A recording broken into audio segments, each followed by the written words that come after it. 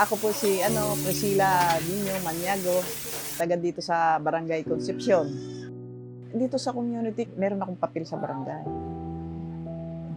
Lupon, taga pamayapa ako sa barangay. Minsan nandun ako pag may hearing. Dito sa amin, alam mo naman, depressed area to, di ba? Depressed area. Puro mga informal settler to, mahirap buhay dito talaga.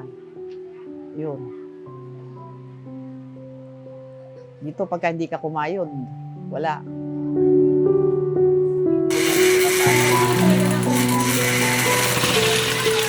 Dahil nag-iisa ako, nananahi ako ngayon.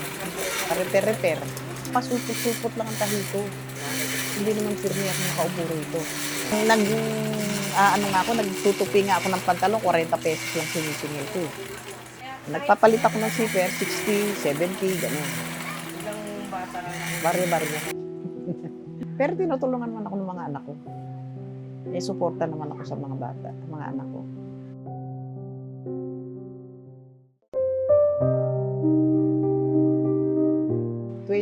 Nung ma-detect akong may breast cancer.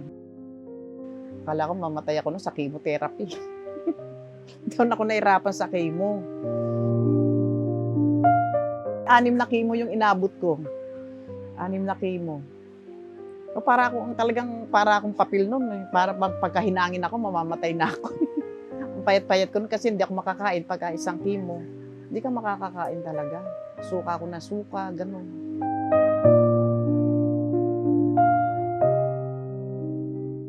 Andito lang ako sa bahay. Siyempre nagpapagamot, nagmumuni-muni kung mabubuhay pa o ano. Pinatawag ako ngayon ng kapitan namin ng barangay. Nung nandoon ako dito sa bahay pa niya ako pinapunta. Sumali daw ako sa World Vision. Sabi ko, ano po yun? Hindi ko alam yan. Tsaka kapukap, may sakit ako. Baka hindi ko kayanin yan. Hindi, kaya mo yan. Kaysa nagmumukmo ka dyan sa bahay, sumali ka na lang doon. Malilibang ka doon. Sabi niya gano'n. Kaya, wala naman akong nagawa. Sumali ko.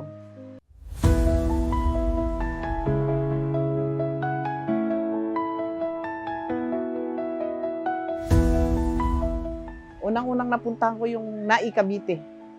Yung training sa NAI Cavite seminar. Ilang araw yun. Ito naman nung nandun ako, natagpusan ko na lahat yung paggagamot. Yung na lang ako, nagpapalakas. Ganun. Nagulat ako doon, ang dami ko palang kasama. Akala ko mga lang ng barangay namin, hindi pala. Hanggang LGU pala kasama doon.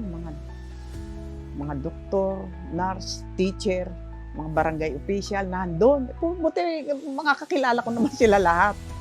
Kaya, medyo na libang-libang naman ako doon. Nung malaman ko na, mga bata pala ang ang magbe-benefit. Mga bata pala. Kaya ako sumali na rin. Sabi ko, sige na nga.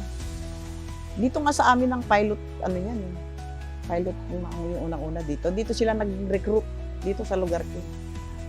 Nag-recruit sila noong 2010 na, January ba yung February.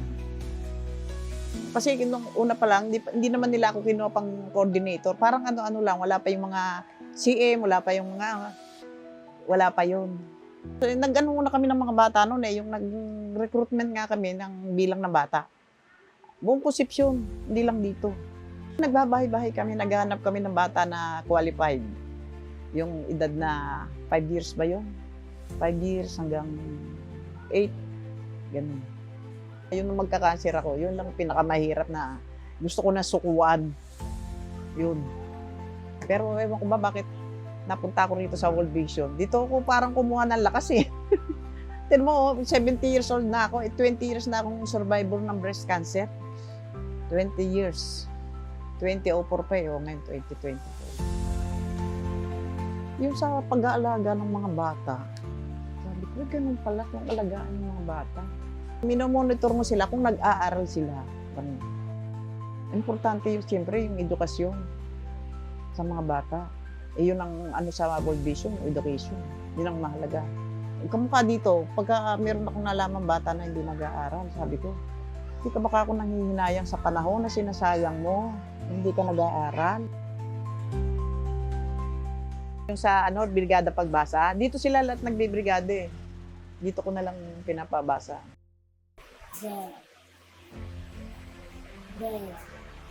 Yung para matuto silang magbasa kasi nakakalungkot mang isipin. May mga batang grade 4, grade 5, hindi pa sila marunong bumasa. Na sabi ko nga, nako, kung siguro itong batang to na nagagabayan lang ng magulang, hindi ganito eh. Kami, 4 lang ang batang tinuturoan namin sa brigada eh. Eh, puro hindi nakapase. Wala eh, puro yung unang letra lang nabasa nila. Nalulungkot ako doon. Sana munlad ang buhay ng mga bawat isa rito na mga registered family. Yung gusto ko makita, mga bata, makatapos ng pag-aaral. Pag may nakita akong nakakatapos ng pag-aaral, tuwan-tuwa nga ako. Meron nga akong isang RC teacher na eh. Oo, teacher na sa Valenzuela. O yung iba, mga nag-aaral pa nga. Natutuwa ako pag nakikita ko sila dyan eh. Sabi ko, ay makakatapos itong mga batang ko, sipag mag-aaral. Minsan kasi nakasalubong ko siya sa mall, sa monumento. Binati ako, sabi niya, Nay! Sabi ko, tinignan ko, ay, sabi ko si Vincent, sabi ko, saan ka pupunta? Natuturo na po ako na sa Valenzuela. Talaga? O, di ba? Sabi ko, ay, nakatapos na yung isa. Tuwan-tuwa ako noon. Inaka pa ako noon, binakbay na ako yan. Oh. Alam ba, yung mga bata naman na yan, pagka nasa salubong ko, may ano naman sa akin, respeto. Yun. Yun ang hindi nawawala. Kahit na wala akong natatanggap, eh, sa totoo lang, hindi naman ako nawawalan eh. Siguro, pagpapala ni Lord. Di ba? Ganun yata talaga eh. Sa mga volunteer, masasabi ko lang sa kanila, huwag silang sumukuan yung mga bata. Okay lang yan. Dumaan din sila sa pagkabata eh, kahit na makulit yung mga yan. Di ba? Yun. Tsaka maganda namang maglingkod ng bukal sa kalooban mo.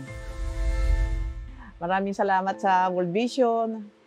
Isa tong aming barangay sa napili niyong bigyan ng gandang grasyas para sa mga bata, sa mga community. Maraming salamat. Saka sa amin din mga CM. Marami pong salamat, marami kaming natutunan. 14 years na nga ako, pero 2009 umpisa, hanggang ngayon 14 years. Eh sabi nila, 2030 para bang World Vision eh. Sabi ko, binilang ko yung edad ko, sabi ko 76 years old. Ano na kaya ang ano ko nun? Imagine mo, 76 years old. Pero binibigyan naman ako ni Lord ng ng kalakasan, di ba? Hanggat may lakas. Hanggat may lakas ako.